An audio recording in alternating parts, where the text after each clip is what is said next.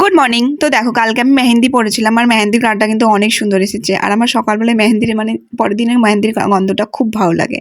তো এদিকে দেখো, দিদি রুহি সবাই মিলে রেডি হচ্ছিল, বিয়ে বাড়ি যাবে। দিদি যেহেতু ডালা ধরেছে সেই জন্য অনেক কিছু নিয়ম আছে, সেই জন্য ওকে সকাল সকালই যেতে হবে। তো প্রথমে দিদি রুহিকে রেডি করে নিয়ে নিজে আর মা তিনজনে মিলে চলে গিয়েছে বিয়ে বাড়ি।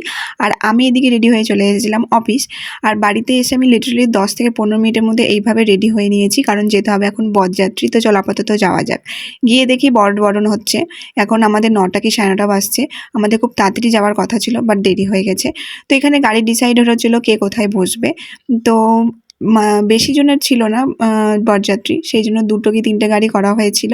আর আমাদের বাড়ি থেকে বৌদির বাড়ি ছিল মাত্র 20 মিনিটের রাস্তা। আর যেহেতু বৌদির বাড়িতে কিছু প্রবলেম ছিল, সেই জন্য মন্দিরে বিয়েটা করা হচ্ছিল। তো এখানে আমরা সবাই মিলে পৌঁছে গেছি। আর মন্দিরটা না বেশ বড় ছিল, আর মন্দিরে অনেক রকমের ঠাকুর ছিল, যেটা আমার খুব ভালো লেগেছে।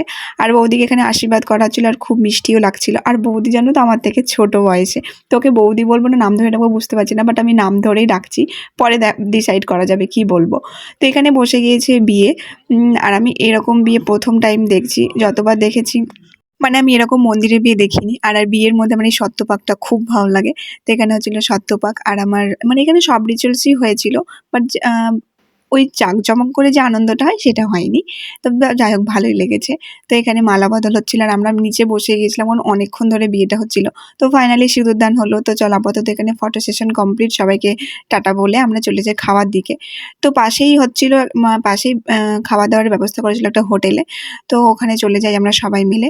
তো এইদিকে দেখো, সবাই মিলে বসে গিয়েছি খেতে। তো খাবারগুলো বেশ ভালোই ছিল। তো আপাতত চলো খাওয়া দাওয়া করে কারণ বাড়ি যাওয়া যাক, কারণ বাড়িতেও এখনো গিয়ে অনেক রকমের নিয়ম আছে। তো এখন বাজছে 12টা কি 1টা। তো এখানে আপাতত আমরা খাওয়া দাওয়া করছি, খাওয়া দাওয়া করে চলে এসেছি বাড়িতে। আর এখানে দেখো সবাই মিলে চলে এসেছি, আর এখানে বরণ করা হচ্ছে। তো নতুন বউ বাড়িতে নিয়ে আসা হচ্ছে। তো এখন অনেক রকমের নিয়ম আসবে, যেগুলো এখন করা হবে। তো আমি আপাতত থাকছি না, কারণ আমাকে পরের দিন আমার অফিস যেতে হবে। সেজন্য আমি তাড়াতাড়ি বাড়ি চলে এসেছি। তাড়াতাড়ি না, এখন বাজছিল 1টা কি 1:30 হবে। তো চল আপাতত আমি তো আর বাবা বাড়ি চলে এসেছি, মা পরে আসবে।